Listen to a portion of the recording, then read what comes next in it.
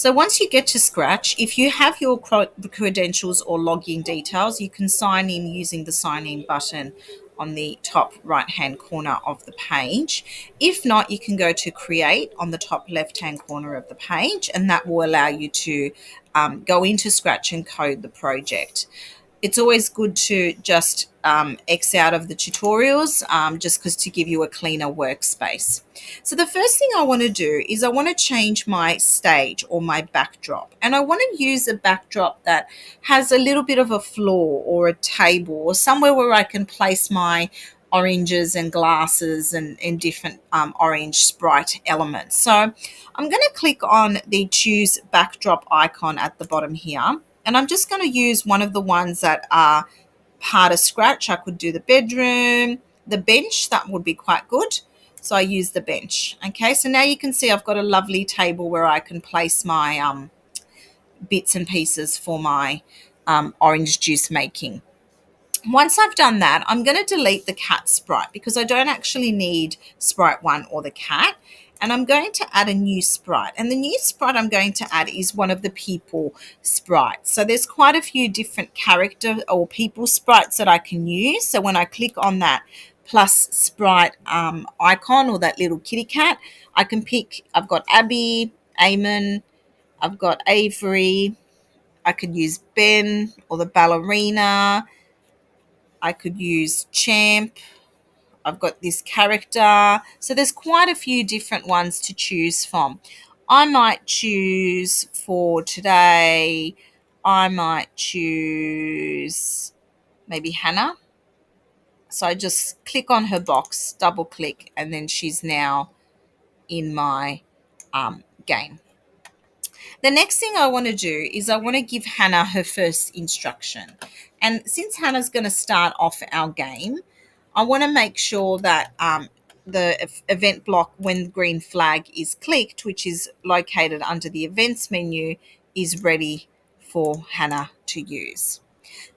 And what I want Hannah to do when I click on the green flag is I want to play a sound where I record my voice, where I explain what the game is and how to use the game. So I'm going to click on the pink sound menu over here, and I'm going to click play sound. I'm going to drag and drop that under the when the green flag is clicked block.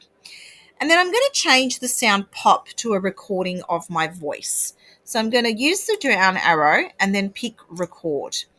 And this should open up the microphone on my computer or on my device. When the microphone is open, I'm going to record my voice explaining what the game is. This is my animation on how to make orange juice. Click on the orange to start the animation. So you can see I've recorded my voice. I can use the toggle bars to select which part of the recording I want to keep. I can play This is to my listen to it. animation. And when I'm happy with what I want to keep, I click save. I can change the name, and I can just name it 1. And then I'm going to go into code, and using the drop down arrow, I'm going to change the sound from pop to 1. So now when I press the green flag, This is my animation on how to make orange juice. Click on the orange to start the animation. Excellent. All right, so there's my sound there. Now you can see my character Hannah's also in the middle of a run. That's just one of her costumes. If I wanted to change that so she doesn't look like she's about to run off, if I go into the looks menu and scroll down, I can use one of these switch costume blocks over here. So I can pick that up, drag, and drop it in between the green flag and the sound, and I can just pick one of her other costumes. So let's watch that again. So I've changed it to Hannah A. Press the green flag. This is my animation on how to make orange juice.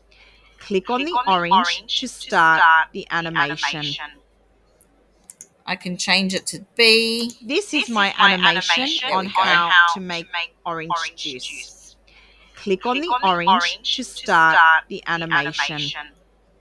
Excellent. So once I'm happy with that, I can then introduce my next sprite, which is an orange.